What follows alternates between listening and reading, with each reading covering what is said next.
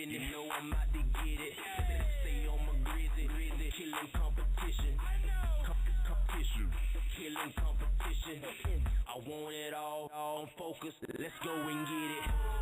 Go and get it. Said I'm focused, say let's go and get it.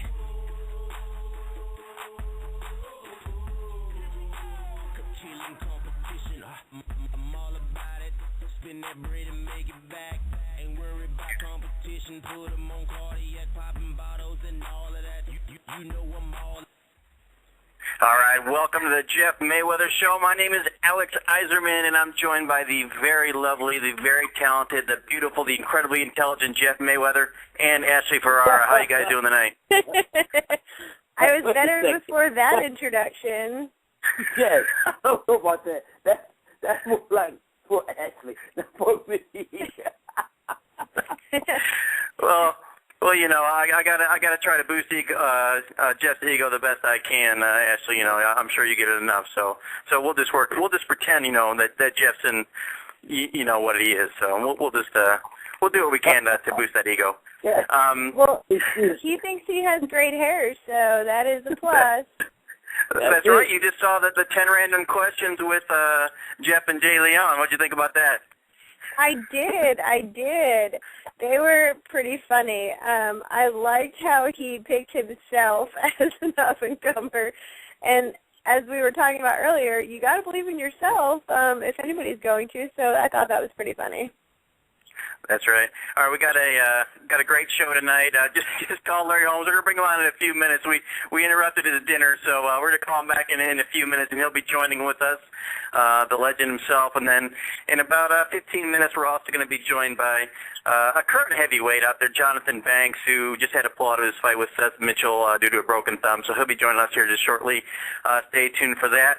In the meantime, I guess we'll kill a few minutes here and talk about what's going on, Jeff. You know, the latest news, or lack of news, I guess, with your nephew. What's going on with that? Anything new that you can report? Nope. I'm just like everyone else. No one knows. I don't know either. You know, the one thing a lot of people are curious about, because, you know, like, and I interviewed you the other day, and then that story got picked up quite a bit. What exactly is your relationship with your nephew? I mean, you seem to know a lot of things, but you don't really. So, I mean, are you in the loop? Are you not in the loop? What exactly is your status with your nephew? I mean, my nephew is fine. I mean, I talk to him. No, I don't mean how you get along. I just mean like in a professional level. That is a professional level. Just because I'm not telling you who he's fighting, that has nothing to do with anything. No, oh, so you do know this? I talked to my nephew. He was at the gym yesterday, and I talked to him. You know, but I mean, no, but I talked to him about business. Yeah. So I mean, is he just someone? You know, are you part of his decision-making team at all, or does he like a confidant, or what exactly role do you play? No, I mean, I don't necessarily play a role at all. I don't work for Floyd. I'm just his uncle. That's it. Right. What's wrong with you tonight, Jeff? Well, he's not giving us much, Ashley, is he? He's killing me here. Well, no, he's part, just upset. He's upset because he saw how mean you were being to me earlier. He told me who his nephew's fighting, but he just won't tell you. So maybe you should start being nice to me. Well, I'm sure you'll tell someone an interview on some other site all about it, right? About who he's fighting. So Jeff, tell us about... What's that? Jealousy's not a good color on you. so Jeff, tell us a little bit about what's going on with you. I know Mo's got a fight next weekend. Are you going to stay here and then fly just before the fight, or are you going to go there a week ahead of time? No, I'm going to go there not a week, just a few days ahead of time, maybe about 3 days ahead.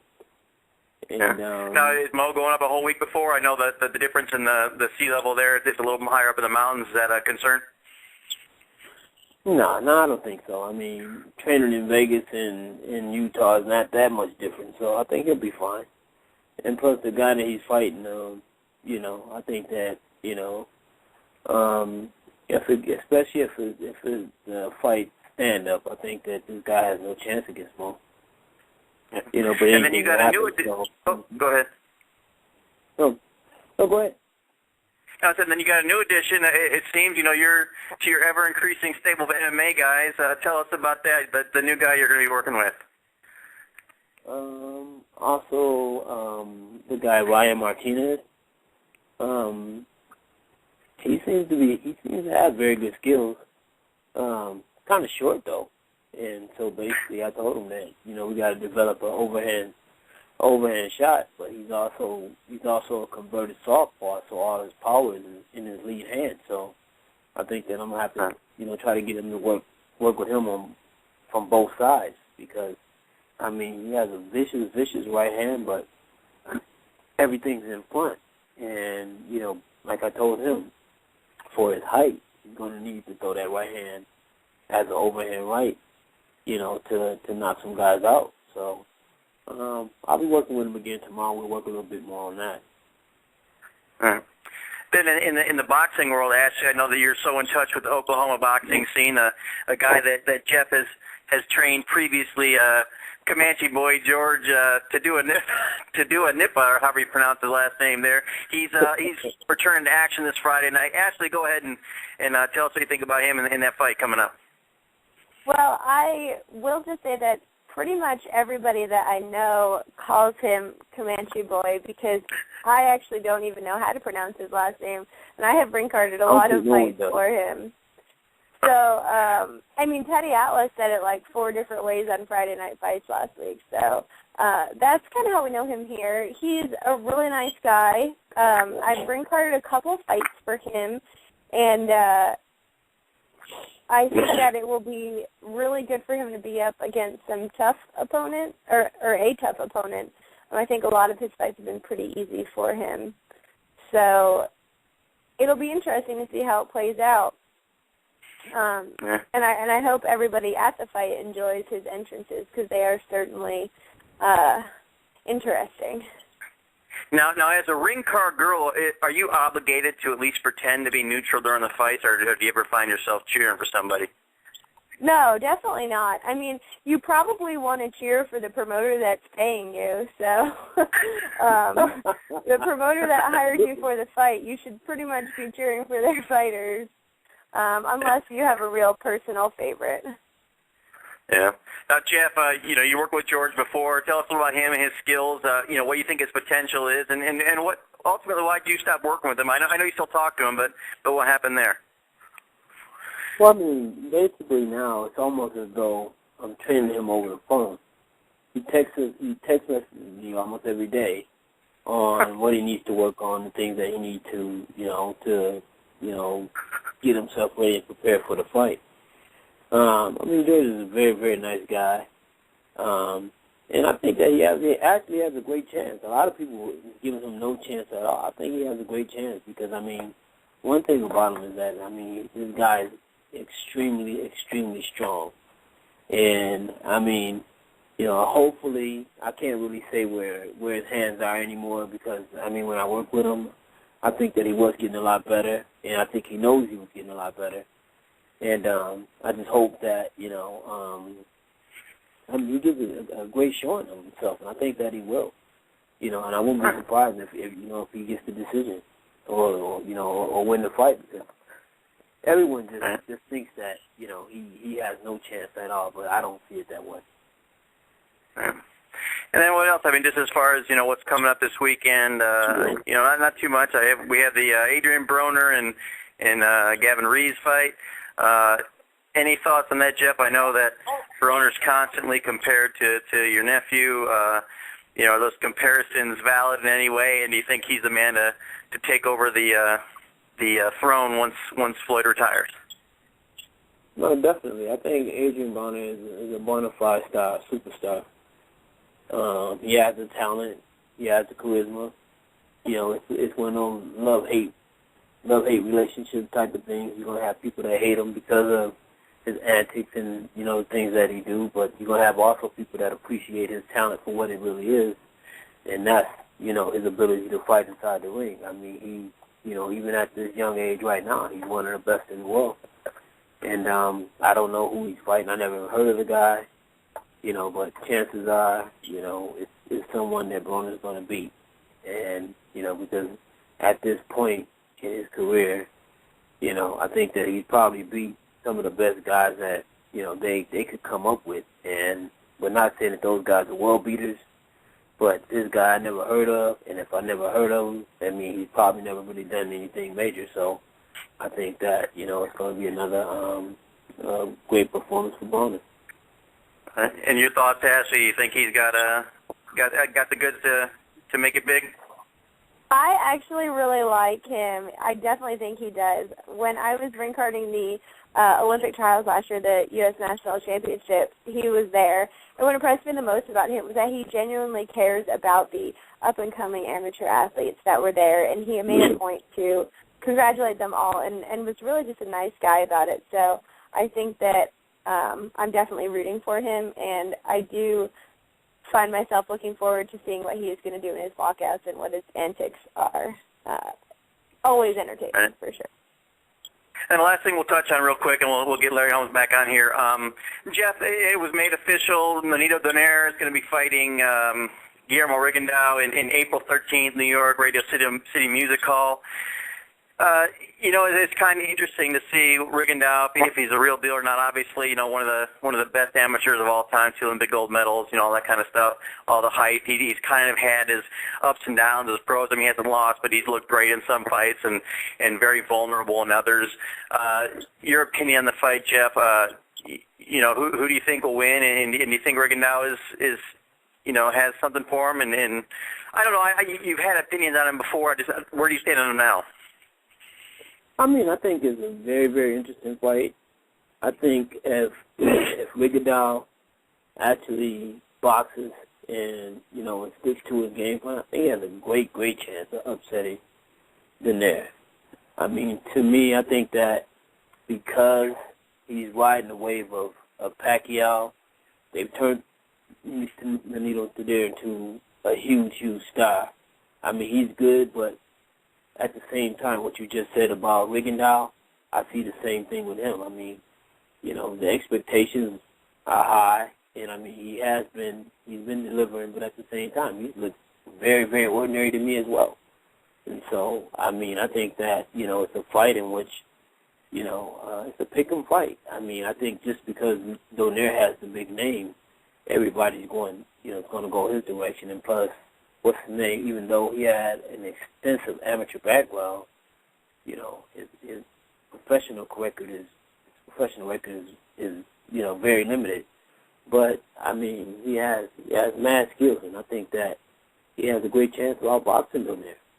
So I mean, I wouldn't be surprised if it's an upset, or, you know, it's one of those fights that can go either way. Right. Ashley, I'm going to let you take over here for a minute. I want to get your thoughts on what you're burning on in the world of boxing, and talk with Jeff for a moment. I'm going to see if I can get Mr. Holmes back on here while you guys do that, okay? Yeah, Jeff, this weekend I will actually be at Lydell Rose's fight in Oklahoma City, so I'll be sure to post some pictures on Twitter for you guys so you can see how he's doing. I'm pretty sure that he's going to win. The guy he's fighting is 6-12, so y'all said he was looking pretty good. Well, not only that, I mean, I'll be honest, I know the guy, and the guy doesn't even really want to fight anymore. He's made himself into an opponent. At one point in time, the guy he had a talent to actually go somewhere in boxing. I thought he was going to actually, you know, excel to the next level, but I mean, you know, it got shady. It was a little shady situation where he thought that he was going to be in this tournament, he was going to win this tournament, you know, along with Richard Steele. They also thought that he was going to win this tournament. So all of a sudden, I was out of town. Next thing I know, I'm no longer training him. And right after that, his career went straight downhill, like he was going down the steepest hill on the planet. He got knocked out 3 or 4 times back to back to back, you know. And I mean, and that's just karma to me, because it happens with almost every fighter that I have, you know, that type of situation with. I mean, it seems like, you know, I mean, I'm not saying that, of course, I'm not God, I'm not, you know, the chosen one or anything like that, but it just seems to happen, you know, and not only that, I mean, this kid he was just drunk. He was completely drunk a week ago. I'm talking about drunk, like, you know, out of his mind drunk. So, wow. Chances are he won't be around long. You know, like I said, he's just fighting for the money now. He's fighting solely for money now. He's not fighting to, you know, to do anything. You know, not to try to, all of his dreams and aspirations are gone now. Right. How hard is that to see that happen to fighters? I mean, do you still keep in touch with a lot of people that happens to, or do you hear from them ever? No, I mean, every once in a while I run into him, and when I run into him, it's usually that situation. He's drunk, staggering, you know. So, I mean, I don't necessarily keep in touch with him because that's not my thing. Yeah. I don't drink, I don't smoke, I don't do anything like that. So we can't even be in company, you know, together. Right. You know, I mean, still, I mean, I've always bump into the fighters that, you know, I used to train at one point in time, and things didn't work out. You know, I mean, I don't try to hate on no fighter or anything like that. But basically, you know, I just sit back and watch and see how far they're going to go. You know, yeah. Like I said, in most cases, it's always been, you know, they start going the other direction. Right. Well, that's kind of unfortunate. So King Mo's fight next week is in Utah, you said? Yeah, Salt Lake City. Oh, that'll be awesome. I've heard, I've never been to Salt Lake City, but I've heard that it is very pretty with all the snow. And we are actually getting some snow today in Oklahoma, which I'm not happy about. I don't want no snow. That's why you live in Vegas, right? Yeah. But you know what? Actually, unfortunately, it's been very cold in Vegas, too. It's been really cold. Not snow, well, see, but, you know, it's very cold. Alex was trying to tell me that it was 65 today. Is he just messing with me? Don't get me wrong. One thing about Vegas, because it's the desert, it can be 65, you know, in the day, and especially in the middle of the day. And then, you know, at night, it can probably get down to as low as 35. Ugh. That does not sound fun. Yeah. But I'm back, guys. Here, we're going to call Larry back in just a minute. He was in his car, said he'll be home in 5 minutes, so we're going to call him right back, and we're trying to get Johnathon Banks on here. So we'll have them both on, don't worry. And I heard you talking bad about me. I said it was 60 degrees today, not 65. It's a little cool here. Oh, excuse me. But no snow, unless you go to Mount Charleston. Well, yeah. No, thank you. Yeah. No, thank you. So Jeff, I didn't hear what was going on there. Did you talk any about Celestino and what's going on with him? I know he's got a fight coming up in April. Yeah, he fights April 20th. And I think he should be here probably next week. He should be here. And I talked to him quite a bit, you know, back and forth about, you know, situations that he's dealing with, you know, because of the fact that this 50 thing and 40 thing, and, you know, basically now it's more like, you know, he's not with either one of them at this point in time. He has to do his own thing because he still has to make a living. So he's basically under his own banner and under, you know, his manager. So, I mean, and the fight's taking place in Panama, so I'm sure the fans will be real happy. You know, and I'm sure he'll be happy. He hasn't fought in Panama in a long, long time since he was, you know, a guy just on the rise, never fought there as a champion or anything like that. So, and I mean, and unfortunately he's not champion now, but I mean, I'm sure they'll be still happy to see him fight. Right. Now, I know it's your own fighter, and you're going to say the right thing here, but so we'll say hypothetically someone else. 37 years old, I believe Celestino is. No concern at all that over a year layoff is going to diminish his skills. I mean, you know, time's definitely on his side, especially when you have in the lower weight classes, heavyweights can compete usually much older, but where the speed relies so much, in the lower weight divisions, how do you think that layoff will affect him, if at all? To be honest, I don't really think it will affect him. I mean, most of the time I can kind of, gauge Celestino once I see him in the gym. And as long as Celestino has his legs under him, Celestino is not going to get beat by anyone. He's not going to get beat by any one of those guys out there that supposedly are up and coming, that's supposed to be the best in the division. It ain't going to happen. I mean, he's that good. And I'm not just saying that because I train him. I mean, this guy, he's a phenomenal fighter. I mean, and, not just me saying it. I mean, proof is in the pudding. I mean, he's a 5-time world champion. Yeah. Now, one guy that was discussed last year, and they couldn't work the details out, was a fight with him and Mikey Garcia. At the time, Garcia wasn't known nearly as much. Now, obviously in the last year, he's come quite a long way, and that fight would certainly be very interesting.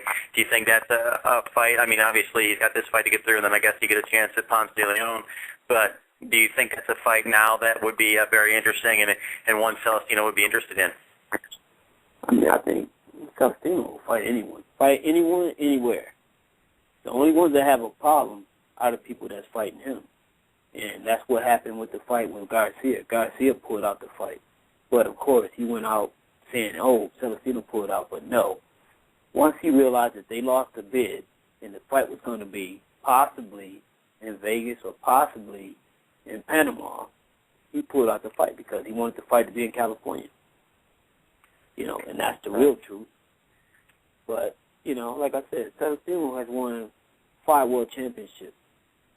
He didn't win 1 in Panama. So that tells you what type of fighter he is. He's won every title he's had on foreign soil in someone else's backyard. So that tells you how good he is. Right. That's actually, I was going to ask you, Ashley, if you agree with this. The one thing that aggravates the hell out of me in boxing is, it's great you can sit there and say that they pulled out, this guy pulled out, and I don't mean just in self, I mean with anyone, whether it be Floyd, Manny, or that kind of thing. When it's football or baseball, who's going to play who on what date. In boxing, it's always a story of this person pulled out, that person pulled out, money was an issue, and that's what kills me about boxing. Ashley, do you agree with that, and you think that's really what hurts the sport overall? Well, actually, I was just going to say that, you mentioned Ponce de Leon, and I was really upset and disappointed that the Velez fight was off because I was looking forward to that. And it really does seem, and I really don't, I don't have a great comparison, but it seems like there have been a lot of injuries lately. And that is disappointing, but when fights are canceled because of injuries, there's really nothing you can do about it. I think the thing for me is that I hope these injuries are genuine training injuries and not either tools to leverage other fights or injuries as a result of taking maybe some substances that aren't great for your body. And that's the frustrating part because the fans always want to see the fights, obviously. And at the end of the day, you will have fighters not fighting certain people because of the money. And that doesn't bother me as much because it is a business. It is how it is. And I don't really see the current market changing that much.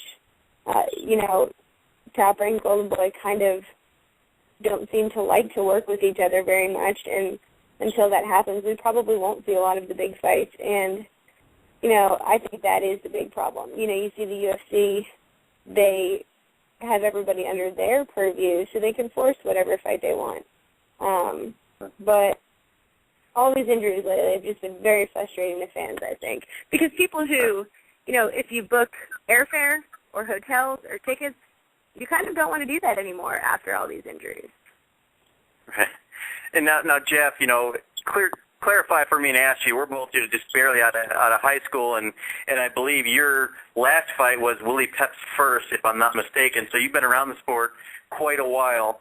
Was it always like this, or is this kind of something that's gotten worse and worse over time? Well, I mean, I wouldn't necessarily say it's gotten worse. I think what it is, I think the reality is this, is that most people that actually has never fought don't realize that every fighter, mostly their whole career, fight with injuries. Fighters don't really pull out of fights unless the injuries are severe, because fighters always go into the ring with injuries. I don't care. I know my whole career I fought with injuries. And, you know, and basically because of the fact that it's your job, it's what you signed up for, and basically for the most part, I mean, you have that date, you have a signed contract, you meet it, you know. But I think that once you get to a certain level, it's smart to be able to say, no, I'm not going to fight like this, you know, because at the end of the day, I mean, you worked hard to get to that, you know, that position.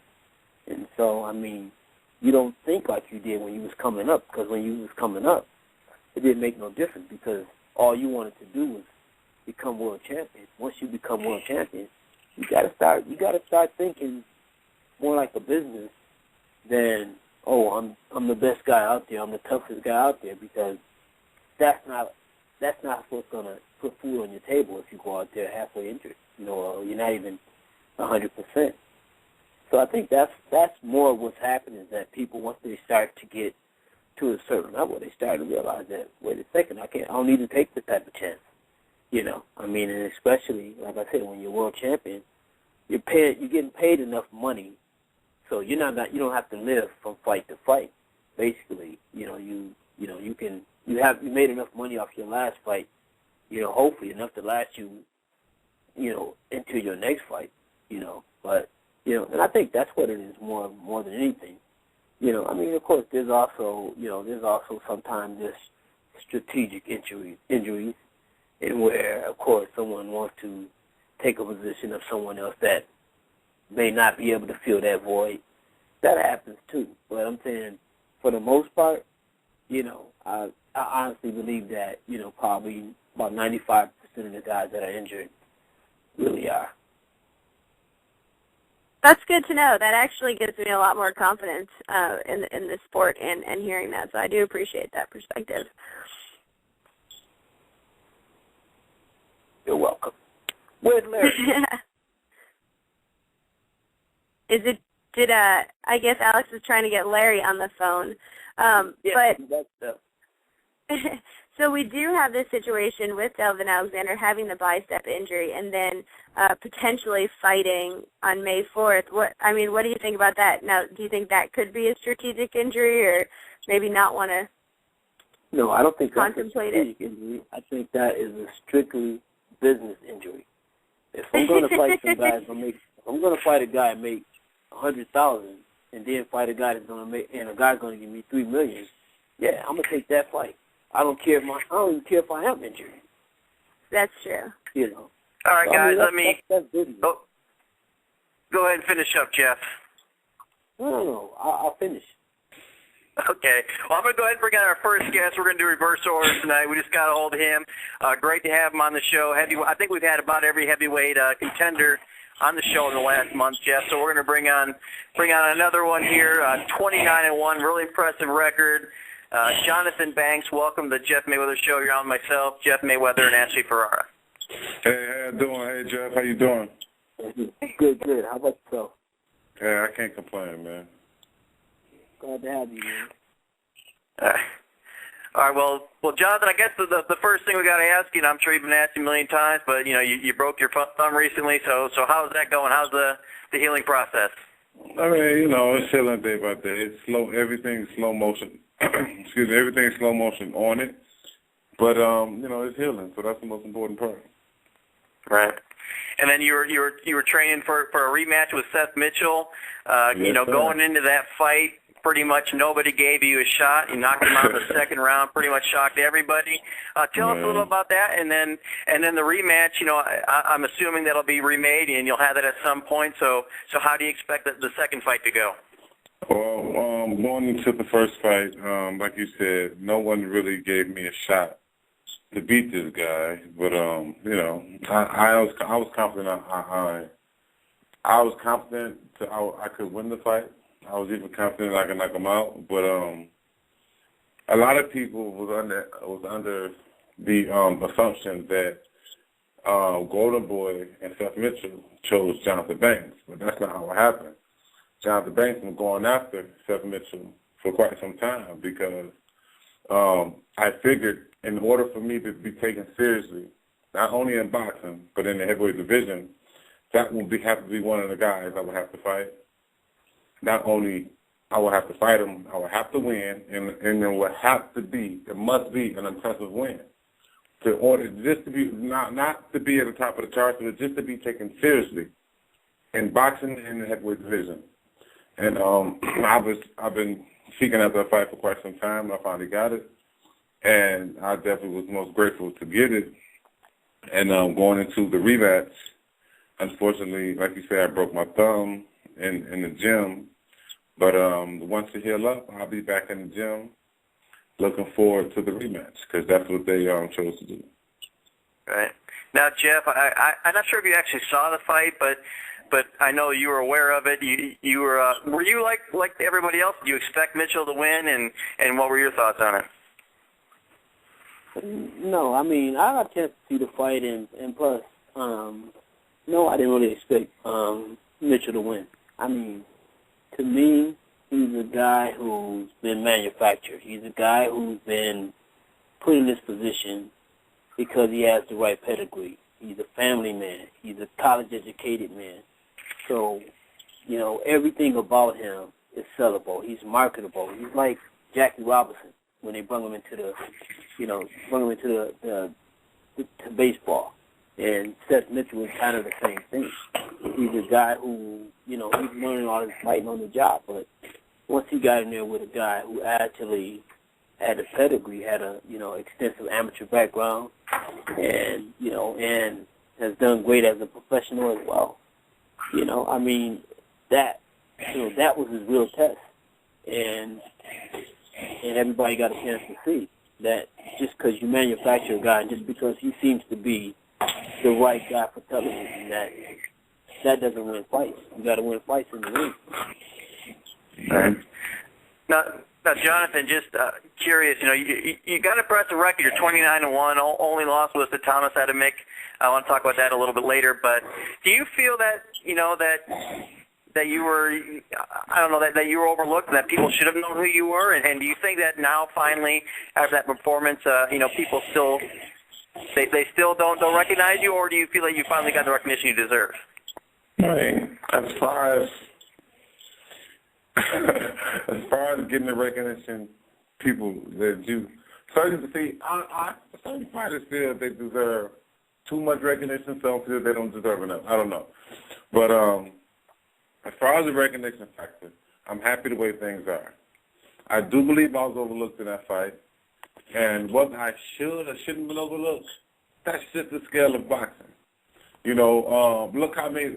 It's just you can go on and on for different matchups, and the majority side picked one guy, and the majority was upset because the underdog won. You know, so that happens in boxing. That's just to be overlooked in the fight. To me, is a part of boxing. I'm used to it. It doesn't bother me at all. I'm gonna do what I know my mindset is set to do anyway. So it doesn't matter if anyone say, listen, don't take the fight, you're going to lose. It doesn't matter if everyone say, take the fight, you're going to win. My mindset won't change. It's going to be the same. And that's how I go into a fight. Just curious of both your guys' opinions, taking Johnathon Banks out of the picture, where do you rank your fellow American heavyweights as far as overall skill and ability right now? That question's to me? Yeah, you can go ahead first, Johnathon. The overall American heavyweights as far as who? Yeah, just rank them top 5, you know, if you had to rank them, not putting yourself in there from, you know, just the top 5 guys, you know, because there's always so much, you know, people are always, you know, having the same names out there, you know, the Seth Mitchells, Deontay Wilders, you know, Bye Jennings, you know, Malik Scott, all those guys. Who in your opinion, from 1 to 5 would be the 5 best? But think about it. That's who the American public see. They have to go off what they see. You could have the most talented heavyweight in the world sitting in the basement, if nobody see him, nobody's going to talk about him. So that's what the American public does. Everyone goes off what they see. If we see 5 talented guys in a row, every time we look on TV, we always see just those 5 talented guys. It's going to be someone to come from another whole planet to name the number 6 guy, because that's all we ever see is those 5 guys. So we really can't go no further, because that's all we see is those guys right there. So, Jeff, you want to give me some names on there, Jeff, or anyone that you're really stoked about? Well, I think that there's, I think that, of course, the Klitschko's have a strong hold on the heavyweight division and have had a strong hold for, seems like forever. But I think the one thing is this, is that there is some talented American heavyweights, but I also think that, once the Klitschko's, basically are done, and we no longer hear Vladimir, we no longer hear Vitaly, I think that a lot of these names, even with Johnathon Banks' name being included, all have a chance of becoming world champions, because I think the playing field starts to become a lot more even for everyone, and I think that anyone can upset anyone on any given night. I agree. So I think that I think, like I said, right now with the Klitschko's there, it's a waiting thing. It's a waiting thing to hopefully for them to retire, or for them to both have a bad night. But I think that the rest of the people out there, on any given night, anyone can be champion. Not just the Americans. I'm talking about even overseas with Tyson Fury, David Price. I think all these guys, I think all these guys have a chance of being heavyweight champion of the world. Right. Now, Jeff, the one thing. Oh, go ahead. Did you want to add on to that, Jonathan? No, I agree 100% with Jeff, because at any given night, those top guys, the Wilders, the Jennings, the Price, the Furies, at any given night, one punch can make someone heavyweight champion of the world. I agree with him 100%.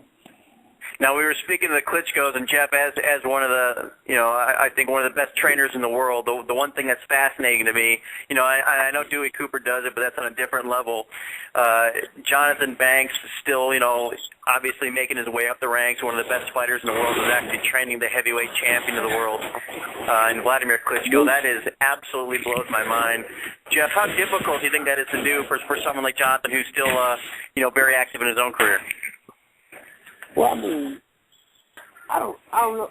I don't really say I don't know, because I can say Roger did the exact same thing. My brother Roger has trained people his whole entire life. Since he was a kid.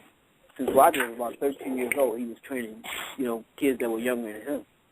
And so even when he became champion of the world, he still would take time to train people. So I can kind of see, that part of Johnathon, that's just a part of him, and of course, when you're saying heavyweight champion of the world, that's got to be amazing. It's got to be amazing to train this guy, and also, still have a career of your own, but at the same time, it's like, wait a second, am I ever going to get a shot if this damn guy needs to leave? He needs to finish so I can get my turn. It's one of those things in which, it has its advantages and it has its disadvantages. But I think that, you can't, there's no way you can say that, everyone wants to be a heavyweight champion. Not only just a heavyweight champion, but a dominant heavyweight champion. He's gonna go down. This man is gonna go down in history. Right. Who's making all that noise? Is someone in their garage going through some stuff, or what? Is that you, Jeff, or? That's Ashley. Is that That Ashley? is not me. Jeff, what is up with that? I'm I want one more thing I want to ask, and then we'll get Ash in there because she hasn't spoken in a while. But Jonathan, real quick, just explain, what it was like taking over for the late Manuel Stewart. I know he was, really close to you. Big shoes to fill. Was there ever any apprehension going into that taking over for him, and what's it been like working with Larry? Well, first of all, when I first got the call about when he was sick in the hospital, the majority of the public didn't know how serious the situation was. But I knew it because how close I was to him. But when Vladimir called me and told me, he said, "JB, I need you to be my coach for the next fight," and I just said, "Okay." He said, "Excuse me?" I said, "Okay." He said, "You have no questions?" I said, "No. What you want me to ask?" I said, "Okay." He said, "So you can handle this?" I said, "Vladimir, I've been around you for years. I know you inside and out. There's no problem. If you want me to do it, I'll do it." So, so that was the case. He said, "Okay." He wanted to know when can I come. And then he wanted to talk to me face to face. He said, "JB, this will not be no interference. You have a big fight coming up yourself." I said, "I know what I have coming up." He said, "You sure it won't be a problem?" I said, "Listen, if I was training you for a golf tournament and I was getting ready for a fight, that would be a big issue for me. But I'm training you for a fight and I'm getting ready for a fight. We under the same ground. We wearing the same hats under the same tent. There's no problem, man. Let's go to work." And that's what it was. But to be in there and to actually do it, it was almost like a surreal moment because, I've been around trainers. I've been fortunate enough to learn how to train fighters for a very long time. And it's almost like a second nature to me when I have to put on the trainer's hat than the fighter's hat. And it was almost like a surreal moment because I'm like, I'm grasping the fact that this is the heavyweight champion of the world. Considered by many, it's the undisputed heavyweight champion of the world. So it was a very, very surreal moment for me. But I couldn't jump for joy at the moment, so I was just taking it. I just took it as it comes, just doing what I knew to do, and I just took it from there. But it was a great feeling. And it had to be really awesome, having the current world champion trusting you enough to handle his training camp. It was something else. The conversations we had, he told me, he said, "JB, I have no doubt in my mind that you could do it." You got a guy, of course, as you say, he's the world champion, heavyweight champion of the world, and he got a big company. So I call him Suits. All his suits, in my opinion, was basically everybody was saying, "Dude, you crazy? You've been on top all these years. Now you gonna put your career in the kids' hands? Are you kidding me? What are you doing?" But whatever I showed him, he liked it. Whatever he saw in me, he attached himself to it, and he had all the confidence in me that I could do the job. And I'm glad he did, because I had all the confidence I could do the job as well. All right, Ashley, I'm going to let you jump in there. We haven't heard you for a while. I'm actually going to get Larry Holmes on the phone here right now. So Ashley, take over. Well, I'm so glad you are on. And, I saw that you do fight a lot overseas, and I was just hoping that you could maybe talk a little bit about the difference in maybe the crowd and all the support that there is overseas. Because whenever I see a fight on TV, the pre-fight walk-ins and everything is so much bigger and better than what we see here. Well, first of all, I want to say I love my American public because that's home. But well, yeah, of course. I believe the European fans, the overseas crowd. If you were to put a 12-round fight, it's a good competitive fight, but no one's got knocked down, no one's got knocked out. If you were to put that in Vegas, Atlantic City, New York, or California, or somewhere in Florida, then 9 times out of 10, you'll get a whole bunch of boos. You put it overseas, people are clapping and cheering because they just like the fact that two guys in there competing. So it's a different type of atmosphere, and the fans are so much more appreciative of the little things instead of just one big knockout. Because the American public has really been spoiled by a lot of talented fighters. Right. It's a big pedigree and big shoes that other fighters have to fill. Because we walking behind some huge shoes that probably would never be filled, but from a lot of the talented guys. Right. All right, guys. Let me jump in here to introduce, to bring back to the show one of the greatest heavyweight boxers of all time. Like I said, it's just an honor to have him on here. Larry Holmes, welcome to the show. Appreciate you joining us again. And sorry about all the problems we had getting you on tonight. Hey, man, I'm sorry. You know, I went out for dinner with some people that was investors, and I couldn't really break away from the meeting. But anyway, I'm on the show now. I'm happy to be there. And say hi to Johnathon, and let's get it rolling. No, yeah, Johnathon's on there. Well, speaking of Johnathon, and actually, Larry, I want this to be, you know, I don't want to start anything. I just want to be fun and have a lot of light stories and fun with you. But you made a comment, you know, Johnathon trains Vladimir Klitschko, and you made a comment last year that you thought if you trained 6 months that you could take either one of them out. Do you still feel that way? And, you know, Johnathon, what do you think about that? Well, hey, listen, when you get to be 63 years old, you say a lot of things you don't really mean. But, you know, sometimes, I would like to take a guy like Johnathon and train him to show him what to do, how to do it, so he can get rid of them guys over there. Because these guys don't use the jab too much, and they don't use, you know, and these guys, the Klitschko brothers, all they do is try to pause you with that jab, and then they throw the right hand. That's all they have. And if you give them a little feint here, a little feint there, stick that jab in their face with the right hand to the body, left hook on the head, hey, man, listen, that'll work, but you just can't let them guys bang you. And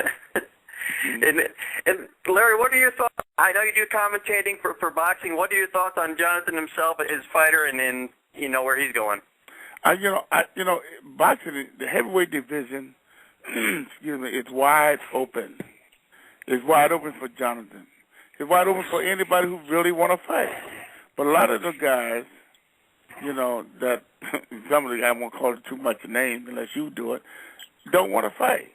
They get out there and they be doing good, but if it looks like they're going to have their hands full, they stop fighting. And you can't win a fight when you stop doing it.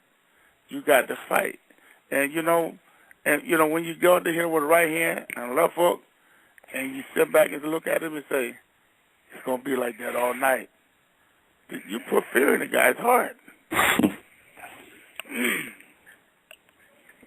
Johnathon, what were your thoughts on Larry Holmes, you know, as far as his career goes, and have you patterned yourself in any way after him, you know, being one of the greatest heavyweights of all time?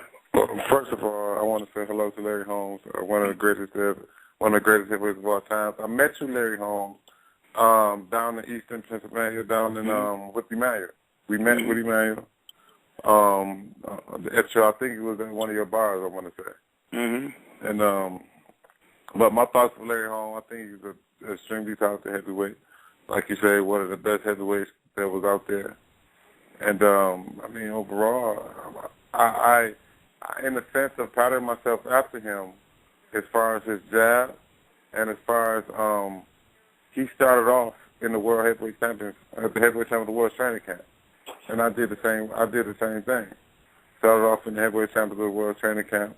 He turned around and ended up fighting the champion. I don't know if that's going to happen for me. I ended up turning around and trading the champion.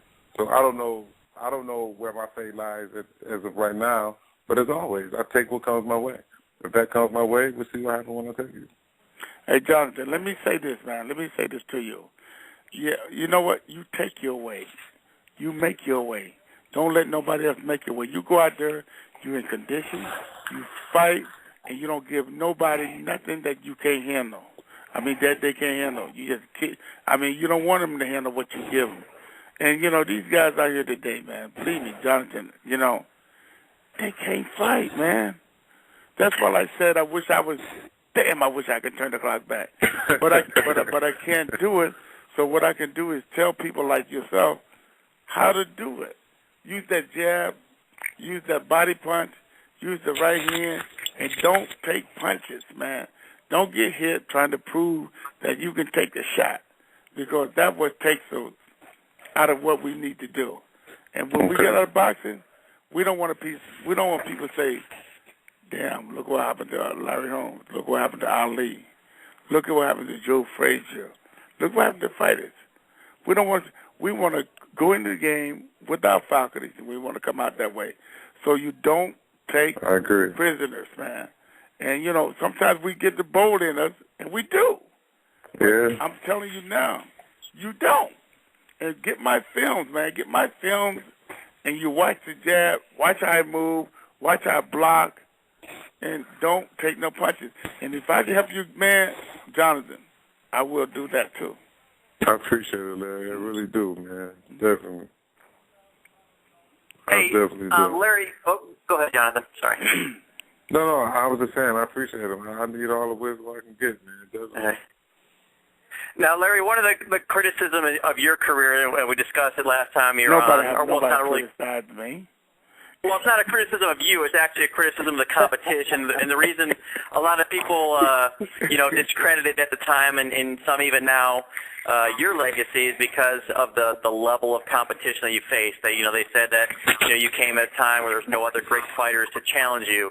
The current generation gets a lot of that. Who are some of the up-and-comers that you really think have the potential to be the next heavyweight star? Well, right here now, I don't know too many people, but, Jonathan, I used to think of a couple other guys had possibility, but they're lazy. But you know what? But no, it ain't nobody say they said I couldn't do it or whatever. But my level of competition was the level of competition that everybody has at the time that they're in it. I mean, they was good fighters when I was fighting. I mean, I had everybody. It's just that I was superior of most of those guys, all of those guys. There was nobody. Just you talk Ali, the Nortons, the Fraziers, and all those guys. If I was born when they was born, I would have been better than them. But unfortunately, I wasn't.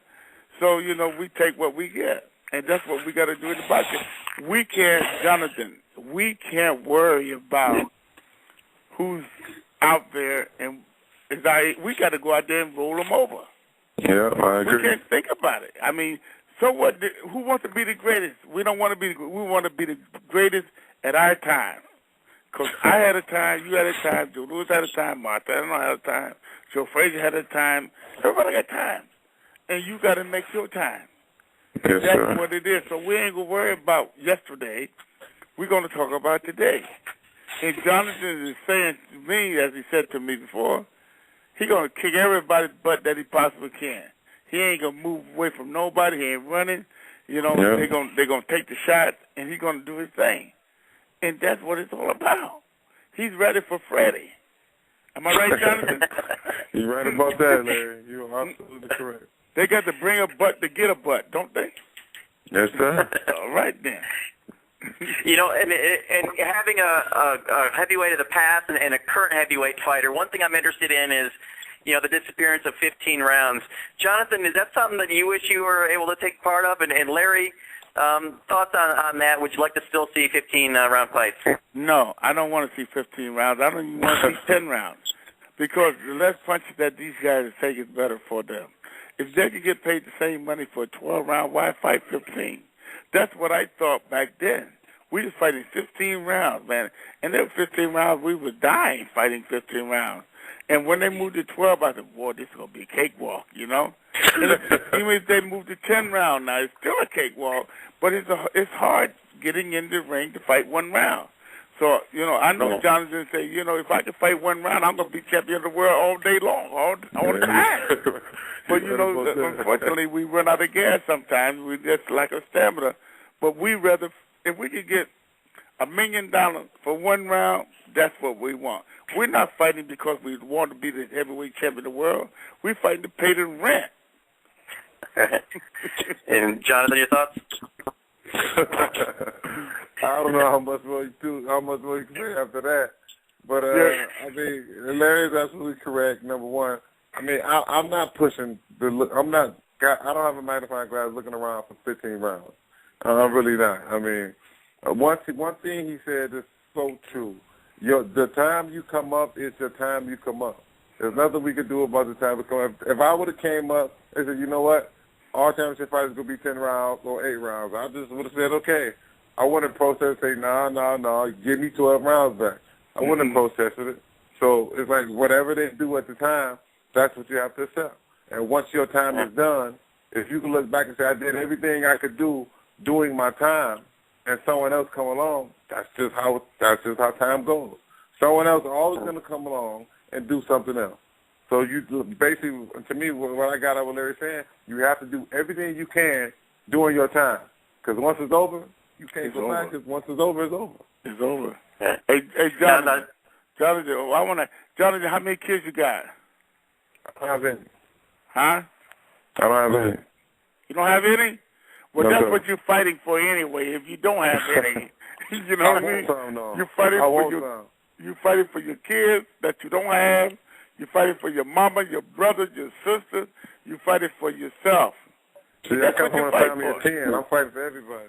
That's right. He got pride. If he didn't have no pride, he wouldn't be in the ring fighting. He got pride. He wants to show people that he can do what people say to him that he can't do or think that he can't do. He can do anything he want to do. Because they said the same thing about me. I couldn't do this. I couldn't do that. And I had to prove myself. And sometimes we get tired, Jonathan, of proving ourselves. We just go on to do it. So that's what you need to do. Just go on and do it, man. These guys know how to get to me. You know how to get to me. Call me. If I can give you advice, I'll do it. I don't need no money. I ain't going to ask you for no money. But, a lot of people don't want to give you nothing unless you give them some money. But meanwhile, you do the things that you got to do. Any questions? I'm going to give you some free advice right now, Jonathan. Don't run for 5 days a week. Take off Sundays and take off Wednesdays. Don't run for 5 days a week. Don't box every day of the week. Don't box. Don't box. When you do box, don't box 7 rounds, 8 rounds, maybe 6 rounds. Okay, every now and then, 7 rounds or 8 rounds. But you don't need to box and take those punches. And don't let nobody hit you. If they hit you, it's lucky. They're lucky. Hey, Larry, I want to introduce you. The last time you were on the show, she wasn't part of the show. She's been a co-host now for a few weeks with us. Her name is Ashley Ferrara. She's I believe the only ring card girl currently who's also a law student. She graduated from Yale, but we brought her on. She's early 20s. Oh, she's gorgeous. And believe this or not, Larry, we asked her who her favorite boxer was, and she said Larry Holmes. So that's why we had to. She's the lawyer. She's smart. That's right. And she had a couple questions that's been burning for a while with her. So I'm going to let her ask you a couple questions of you so she can get these answers and her life can be complete. So, great, Ashley. Well, thank you so much for coming on the show. It's an honor for me to just be talking with you. And whenever I have the boxing surveys and they ask me who my favorite boxer is, I always say it to you. So not just because you're on tonight, just because it always is. But I heard a rumor, and this I thought was so cool. I heard a rumor that you have a pool in the shape of a boxing glove. Is there any truth to that? Yeah, you want to come swim in it? I do. You're my wife. You're my wife to go swimming up and down the pool. My kids. Yeah. Well, we got 2 pools. We got one indoor, and we got one outdoor. But you know what? Me and my wife. I'm 63 years old, and most of my kids, we just became a grandfather, and my kids are out. Only one is here is my son, and he stays outside. So we got this big house, big 20,000 square feet house. Wow. And it's just me and my wife and my 2 dogs. And I told her that we're gonna start sell this house. It's too big it's too big for us. So we're going to find something smaller, and that way you won't have a pool, so you better come on down real quick so you can swim in the pool. I know. I want to. What kind of dogs do you have? I got 2 cute dogs, and they're Maltese, and they're called Lexus and Mercedes because at one point I had a Mercedes and I had a Lexus, so I traded. So I'm going to trade my dogs in for 2 new ones. On the bed. So they're Maltese. They're small dogs. They just bark out. That's all they do. Now, was it your idea to get those kind of dogs, or was it your wife's idea to get those kind? Well, I got them because I didn't want nothing too big because it might bite me. If these dogs bite me, it's not going to hurt me. Man, you wouldn't think that you would be nervous about a dog. I would imagine those dogs are scared of you. Oh, they are. When I holler at them, they especially when they mess up on the floor, you know. Ashley, what was the question you had about the phone? Oh, well, my other question for you, I've seen the, Larry versus Muhammad, and I saw that awesome car phone that you used to have. I was just wondering if you... I don't think you were born then, were you? Yeah, I got a regular phone. I got one of those iPhones, the i4. I'm kind of disappointed to hear that. That thing was pretty awesome. I tell you, it was really neat. And at that time, I'm the only one probably in my city had a phone like that. Yeah, no, that it looks pretty space age for the time. It was. But I'm glad you took notice of all that stuff. And, we had the movie out 30 for 30. You can watch that. That's pretty good, too. But they got a lot of documents. Well, you know what one really bugs me? When they do the 10 greatest heavyweights, and Bert Sugar puts you as 10th. I think he got the shaft. He was drinking when they said that. I was drunk at one of my bars. Larry, do you rank yourself, Larry? And if so, where would you put yourself? Well, I'm not fair. I'm not fair. I'm number one. I'm number one. Yeah. Come on. Where you want me to put myself? Number 200? I got to say number one, even though I might not have been number one. It's my modest touch. Because Muhammad said he's the greatest. And in my opinion, he wasn't. If you really want me to spread that down, I got to go with the Joe Louis, man. I got to go with Joe Louis, and first I got to go with a guy by the name of Jack Johnson. See, now those are fighting words with Jeff there, because I believe Jeff has Muhammad Ali as his number one of all time, right, Jeff? Come on, Jeff. I thought I was. Yeah, well, give me my money back. He had you as the most underrated of all time, so you got number one on that list. Hey, Jeff, send me my money back, will you? Well, it's fine because two of us outnumbers one of him, so we win. All right. Hey, I also want to welcome to the show real quick. I want to welcome Charles from the 908. He's a loyal listener and follower, so I want to welcome him on. Charles, welcome to the show. And do you have a question for Johnathon or Larry? Thank you. Thanks for just putting me on. Larry, oh, my God. He's one of my favorite fighters. You can't say one of your favorite. He has to be your favorite. Yeah. Because I'm going to ask you what 908 means. That's the area code. I don't know what that is. New Jersey. Huh? Just the area code in New Jersey. Oh, that's the area code in New Jersey. Where you live at in New Jersey? Sir. Huh? Yes, sir. It's Where just you an live honor to get to speak to you. I'm sorry? Where you live at in New Jersey? Washington. Washington? About, yeah, close to Easton. Oh, yeah, you're only 20 miles down the road. Yes, sir. And you never been into my bar yet. I don't understand that, man. Yeah, I have, but it was... You got to come down to there about Jeff's a year corner. ago. Does that mean he doesn't About get a year ago. then?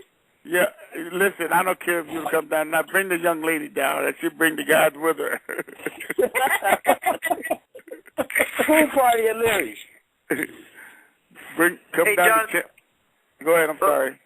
I'll say I want to get back to Johnathon in 1 second here, but first, Jeff, I want to come to your defense here. Notice how Ashley's insisting that Larry be mentioned as the greatest of all time. But when we asked about trainers, she had nothing for you. She didn't think you were even one of the best. So what's up with that? I don't train fighters. I don't train fighters. But guess what? I know fighting. I know how to fight. I know how to train myself. And if I can get what I done into a fighter, he got to be right. Right. That's why I said to him, don't run 4 or 5 miles. Don't train 7 days a week. Don't get up real early to run. Get your rest and then go run. Because you run better when you're not tired. That's what I can tell a fight. I know that. And if you don't do that, you go out and fight. I used to get up 5, 6 o'clock in the morning and run. And run 4 or 5 miles. For what? Because I'm tired after that. It's not good. You got to save your energy. You got to have something to fight with. I know those things. Hey, Jeff, what are your thoughts on running? I know Mo was talking to Jim last week that he's not a big runner. What are your thoughts on running and how much a boxer should do? I mean, I think that a fighter should run maybe 4 to 5 weeks. I mean, you got to let your body rest, just like Larry said. I mean, you got to let your body rebuild. So, I mean, I think really as long as you're running, you know, for endurance and you're running probably 5 or 6 miles, I mean, it's probably best that you run like maybe 4 times a week. That's right. Listen, horses don't run 4 miles when they're getting for the race, ready for the race. If you run 2.5, 3 miles, that's enough. If you run it 5 days a week, that's enough because you're going to be training, and you're going to be jumping rope, and you're going to be exercising, you're going to be boxing, and you're going to be eating the right food. And if you burn it up, you ain't going to have nothing to fight with. You got to save some energy. And not only that, let me tell you another thing that I did, okay? And I don't want to mess up nobody's mind, but every day before a fight, every time I fought a fight, I had a Budweiser. No, seriously. I don't, you know, it's a compliment. You put work for everybody. Yeah, well, you know why? You know why it will work? Because you're putting back your energy in your body. You know, don't get drunk and stuff like that now. You know what I mean? Just take a little bit of build that carb up. You got to build that carb up. And you listen. If I didn't do that before the Ken Norton fight, I wouldn't have been heavyweight champion of the world. Well, hey, Jonathan, you mentioned earlier that you'd met Larry Holmes before in Easton. Tell us that story. How'd you end up in Easton? Well, I was in Poconos with Emmanuel Stewart. And I think we was in camp with Vladimir. Emmanuel was training Vladimir. We was together. And Emmanuel said, Jonathan, I'm about to go down to Easton to see my cousin. I'm like, your cousin? I said, man, what cousin you got to Easton? He said, Larry Holmes. I said, what? So that's your cousin? He said, yeah. I said, oh, come on, let's go. And I drove. I drove him down to Easton to see Larry. I've been to the house he was talking about with the pool, shaped as a boxing glove. And I also want to tell Larry, before you sell a house, you don't have to sell it. I'll be more than happy to come down and take one of the rooms. And you know, but it was a nice situation. They had a barbecue the next day.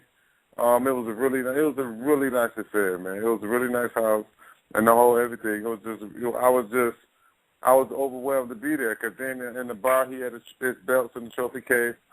Ernie Shaver was one of my top fighters, and to see when I was younger to see that fight.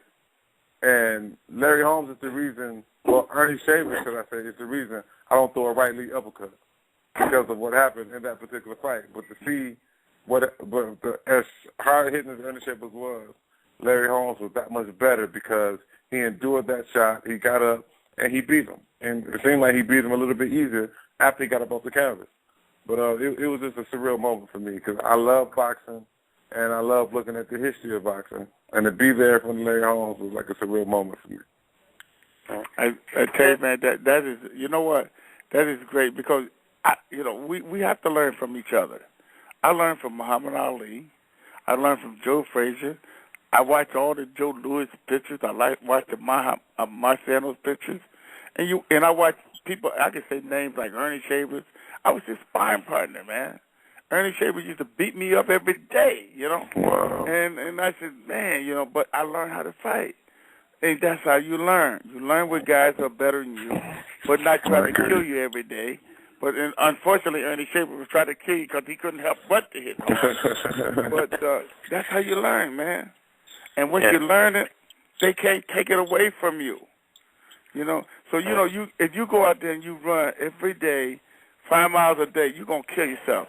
You go out there and run 5 times a week, you're going to save energy. If you eat the right kind of food, you're going to save energy. You don't go on a diet. You got to do what you got to do to keep that energy in your body because without energy, you don't have no stress to perform your duty. And you can do it. Listen, I'm telling you, man, boxing is easy. You eat right, eat the good food. Don't eat a whole bunch of junk that you shouldn't eat, and have a beer every now and then. That's going to help you. That's going to build your carb up, man. I swear to God, you try it. It'll build your and don't run. Listen, racehorses don't run 5 miles. You know what I mean? Don't run 5 miles. You know? So you run 2-3 miles. You run 2 miles, you get tired, walk. Again, you feel good, run again. You get tired, walk. You know? I'm telling you, man, what God, listen, kept me, I was heavyweight champion for 7.5 years. I mean, if I can't tell you right, who can? Hey, Larry, speaking of Ernie Shavers, one thing also I'm interested in, you fought both him and Mike Tyson. Those are two guys that are commonly mentioned as far as the hardest punchers of all time. Compare those two. Who hits harder of those, and anyone else you want to throw that discussion that you have personal ties with? I love both of them guys. I love them. I was with Mike Tyson a couple of months ago in Las Vegas. He hugged me. Larry, I love you. I love you. And I said, man, if you love me, why you hit me like that then, you know? I had that video, and I want to interrupt you real quick, Larry. It's on our YouTube channel. If you go to our YouTube channel, I actually filmed that when you talked to Mike, and that was great. Okay. And that was a great moment between you two. But carry on. Yeah. Mike is a good guy. And he hits good. But Ernie Shavers, I still feel it. 30 years later, Mike Tyson hits hard, but Ernie Shavers hits harder. And listen, he had 50-something knockouts right in a row, you know. I mean, that's just to show you, you know. Ernie Shavers, Mike hits hard, but not like Ernie Shavers. Now, Jeff seems to think that he should be thrown in that conversation, at least when you talk about pound for pound, that he's one of the hardest hitters of all time.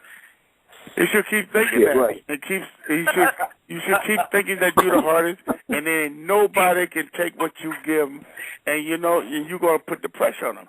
And if you hit a guy with a right hand and a left hook, you step back and look at him and say, it's going to be like that all night.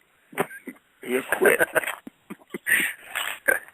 Hey, also, you know, the Madison Square Garden, tell us about fighting there. I know they just had a little celebration there. You know, you had a big fight there, I know, with Mike Weaver and that kind of stuff. Tell us about performing there in that venue, because they're, you know, kind of bringing that back with boxing now. Well, you know, when I fought Mike Weaver, man, in Madison Square Garden, I was sick. I had the flu and everything else, man, and I shouldn't have took that fight, you know. But Mike Weaver ain't nothing. I can take it, but that's where you go wrong at. Selling, taking him in lightly. I took him lightly. Because I was sick, I thought I could beat him. And I did beat him, but you know what? He hit me when he shouldn't have hit me. And then it took me 11 rounds to set him up for the punch. But it was a good fight. It was a hard fight. Mike Weaver was Hercules, strong, and determination. But he fell short. It was a good fight. Can't knock it. Anything special about that venue that you know you really liked, or was it just another place to fight for you? Well, you know, it's always something when you fight in the Madison Square Garden, because just remember the great fighters fought in Madison Square Garden. You know, all the Alis, the Fraziers, the Nortons, the Lewis, and everybody fought in Madison Square Garden. So you know, you want to say New York, Madison Square Garden. I fought there. Yeah, and that's what it is about. Yeah.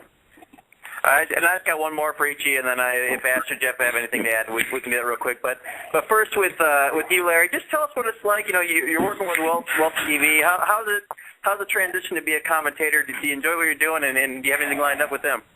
Yeah, well, you know, I work with Wealth TV. Wealth TV is great, but I also have my own TV show, which I had for like 7 years.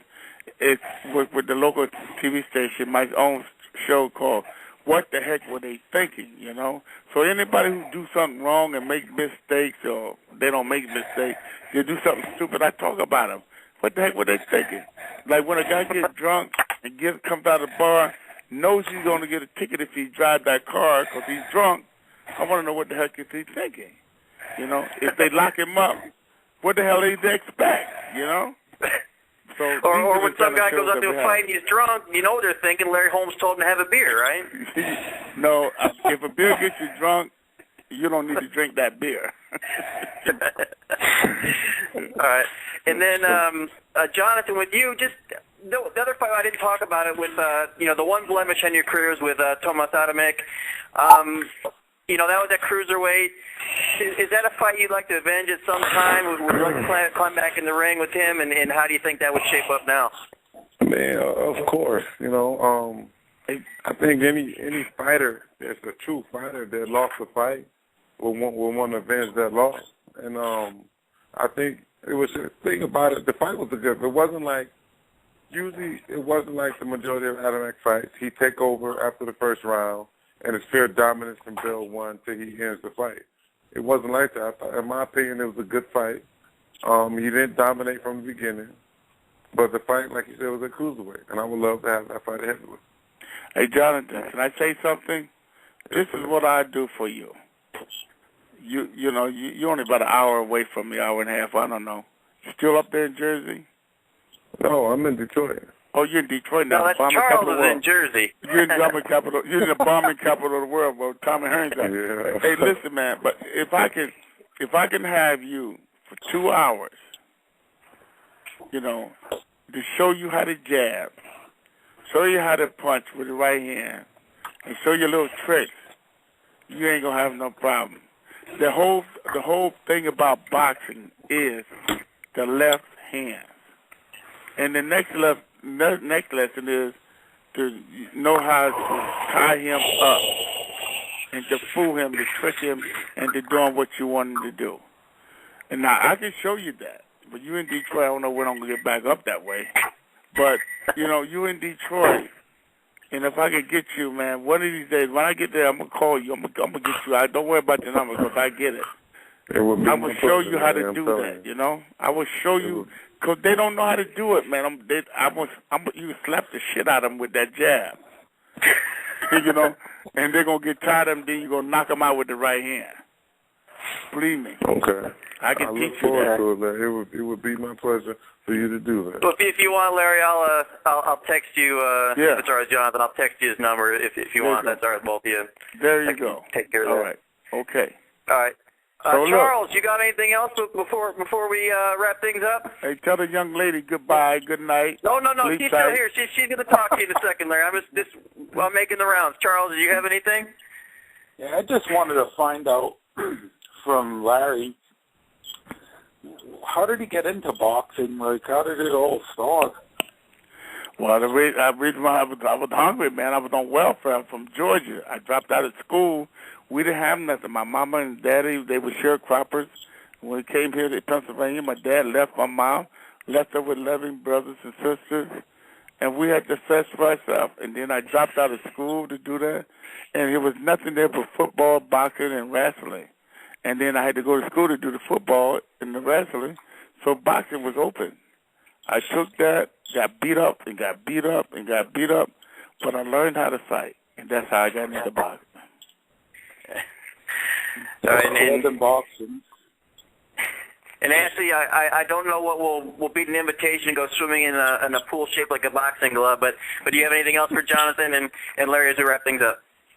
No, I just wanted to say thank you again, and I better come watch. I better come swim in the pool before you sell the house. So don't sell it too quickly. Where are you at? Where are you?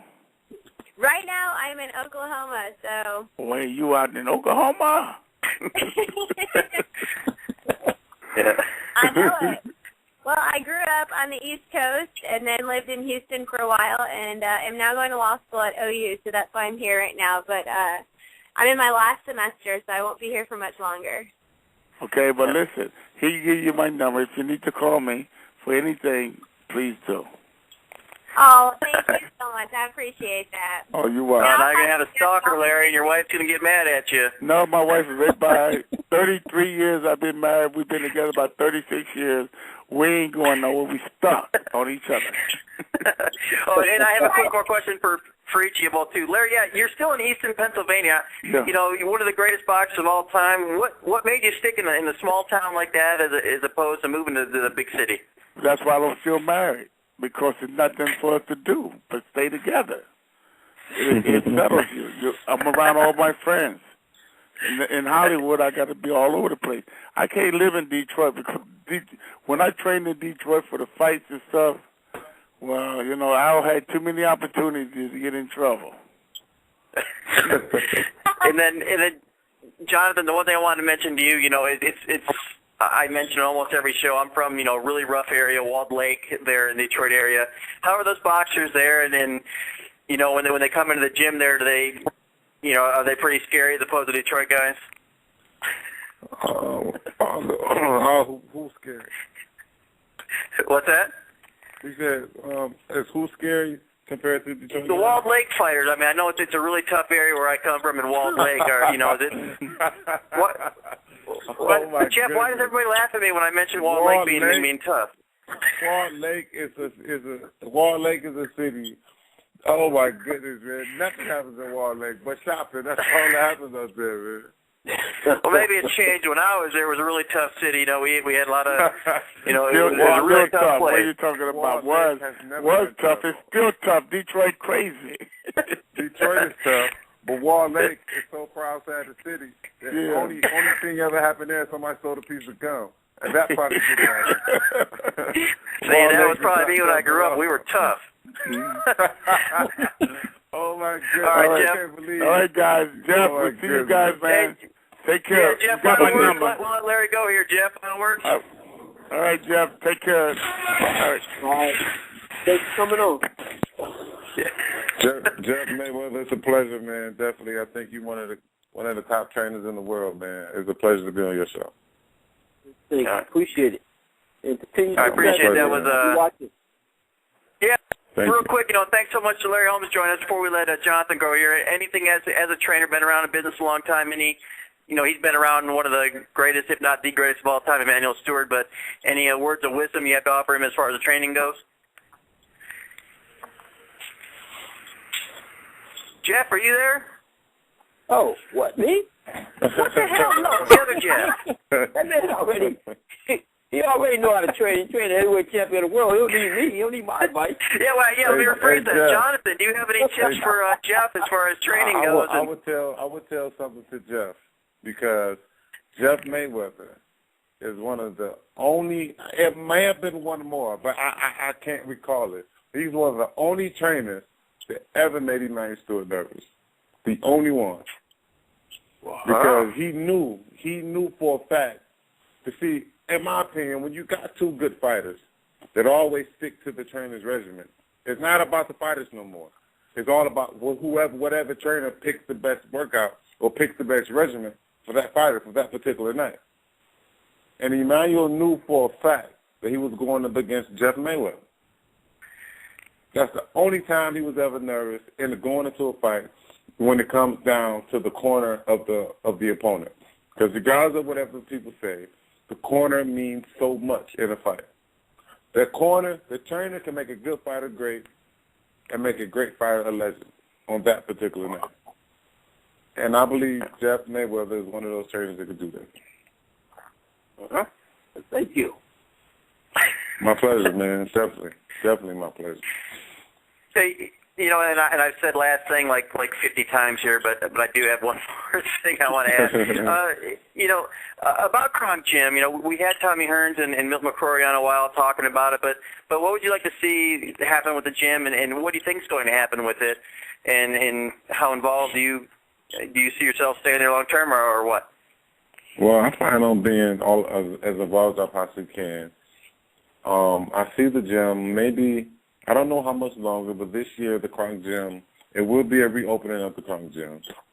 And we will, the goal is to start grooming amateurs so they can become well-groomed professionals. And I think that's what USA Boxing is missing in its entirety. Well-groomed amateurs become well-groomed professionals. You may have 100 fighters.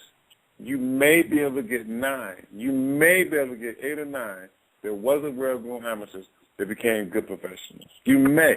And that's a long shot. All of our historic guys that became legendary had a good amateur background, and they grew to become a great professional. And I think that's once boxing get back to that, I think we will we will be once again the leaders of boxing in heavyweight division. And do you think Tommy Hearn is the guy to lead the gym?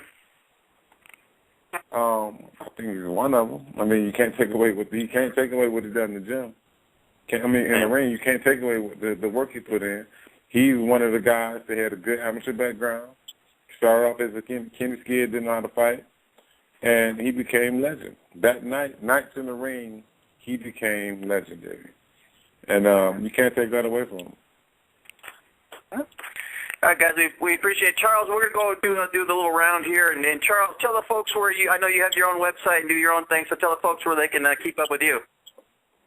Oh, on Twitter it's CK0510, and I write for Team Left Jab. And I just appreciate you guys putting me on. And Jonathan, I hope you get better quick. I want to see you beat Seth again. Thank you. I want to see it too. Ashley, appreciated. All right, and to Ashley, go real quick. Tell the folks where they can keep up with you and what you got going on. This weekend, I'll be in Oklahoma City, and I'll be ring carding Lydell's fight. So I'll definitely keep you guys updated on that. You can find me on Twitter at Ashley Ferreira or on Instagram at Ashley Ferreira Model. So any of those is great, and I appreciate it. Yeah, and then Jonathan, what about you? Well, while I'm resting and healing up, you can follow me on Twitter at Johnathon Banks. You can follow me on Facebook at Johnathon Banks. I have an Instagram, but I can't think of the name of it. But, Google me. I'm everywhere, man. Johnathon Banks, I'm everywhere. I look forward to performing. Once I heal up, I look forward to performing another fight on our HBO. All right, and you can follow Jeff Mayweather because he never remembers. Jeff Mayweather 1 on Twitter. And then, of course, check out our website, ProBoxingInsider.com. Thanks so much to Larry Holmes. Pleasure having him on here as always. And Jonathan, hopefully you get well quickly and look forward to seeing you back in action real soon. Thanks so much for taking the time to join us tonight. And don't forget to give Larry Holmes my number so you can contact me. I will do that. And Jeff, you can't go. Jeff's got to excuse you. He does a little customary booting you off the show every week. So, Jeff, go ahead. Right. Nothing too fancy, just buy. So thanks a lot, Jonathan. Like I said, appreciate it, and then looking forward to seeing you again real soon. All right, guys, that's going to do it for us tonight. And I will take care of that with Larry for you, Jonathan. All right, guys, next week we'll have another great show. Look forward to seeing you again. Regular time, 7 p.m. West Coast time. We had a special time tonight, so back to normal time next week. Super happy for our Jeff Mayweather and Charles from New Jersey. We'll talk to you all next week. Thank you. Thank you.